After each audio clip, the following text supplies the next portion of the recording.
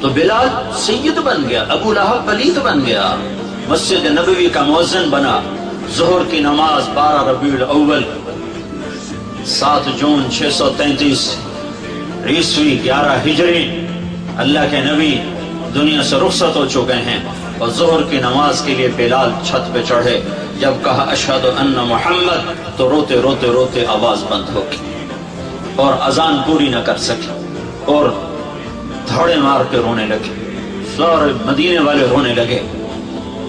تو آپ اتر گئے اور کہا میں آج کے بعد قسم کھاتا ہوں کہ آج کے بعد میں اذان نہ دوں گا۔ اور پھر اللہ کے نبی کے تدفین کے بعد ابو بکر صدیق سے اجازت لے کر جہاد میں ملک شام چلے گئے۔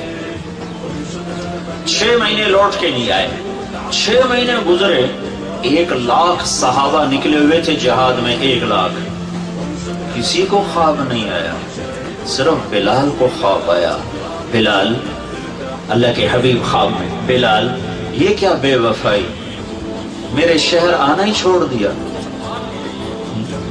6 مہینے گزرے ہیں، صحابہ 1 لاکھ کے قریب جہاد میں شام عراق میں جا چکے ہیں، خواب بلال کو آتا ہے، بلال یہ کیا بے وفائی، میرے شہر آنا ہی چھوڑ دیا۔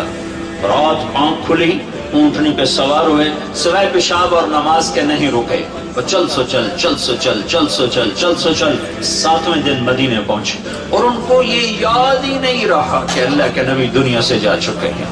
ویسا عشق سوار تھا اور ایسا وہ خواب دل و دماغ کے حاوی ہوا کہ یہ بھول ہی گئے کہ اللہ کے نبی دنیا سے جا چکے ہیں۔ مدینے میں داخل ہوتے ہی نعرے مار، یا رسول اللہ میں آ گیا، یا رسول اللہ میں آ گیا۔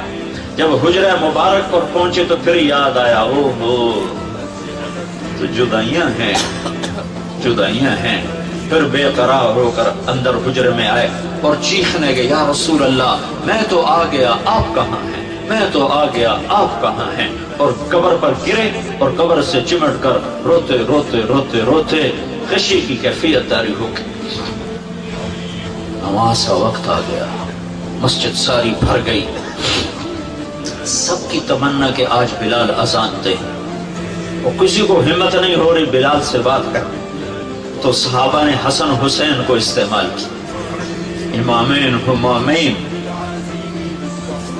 نبی کی آنکھوں کی ٹھنڈک، جنت کے سردار حسن اور حسین، جنت کی عورتوں کی سردار فاطمہ۔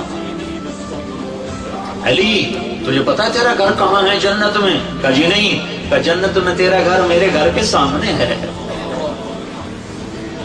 تو دونوں کو صحابہ نے کہا، حضرت آج بلال سے کہو اذان دے، اور یہ کسی کے کہنے پر نہیں دیں گے۔ حسین 6 سال کے، حسن 7 سال کے، یہ دونوں معصوم بچے آئے اور حضرت بلال کے سامنے کھڑے ہو گئے، کہنے کے چچا ایک درخواست کرنا، کہ میرے بچوں میری تو جان قربان ہے، کیا حکم ہے؟ درخواست نہ کو، حکم کو، کہ جیسے ہمارے نانا کے لیے اذان ہے آج ہمارے لیے دے۔ تو بلال رضی اللہ عنہ پھوٹ پھوٹ کے رونے لگے، کہنے کہ میں نے قسم کھائی تھی کہ میں اذان نہیں دوں گا، لیکن میں تمہاری خاطر تو جان بھی قربان ہے، قسم تو چھوٹی سی چیز ہے، میں قسم کا کفارہ دوں گا۔ اور ایسے چڑھے چھت پر، ایک انصاری عورت کا گھر تھا جس کی چھت پہ چڑھ کے اذان دیتے تھے، کانوں میں انگلیاں دے کے جو ہی کہا اللہ اکبر تو سارے مدینے میں کوہرام مچ گیا، اور عورتیں ننگے سر ننگے پاؤں روتی ہوئی گھروں سے باہر نکل آئیں، اور مسجد نبوی میں چیخ چنگھاڑا مچ گیا، یوں لگا جیسے دور نبوت لوٹ کے واپس آ گیا۔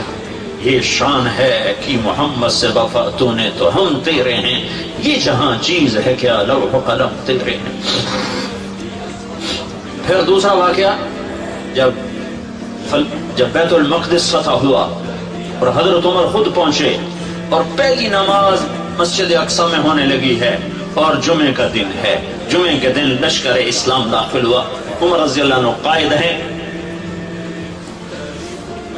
جمعے کی اذان ہونے لگی تو 36,000 کا لشکر تھا، تو سب نے آ کر منت کی بلال کی کہ اذان، وہ نہیں مانے، تو حضرت عمر نے کہا بلال، بلال یہ دیکھو آج اذان دے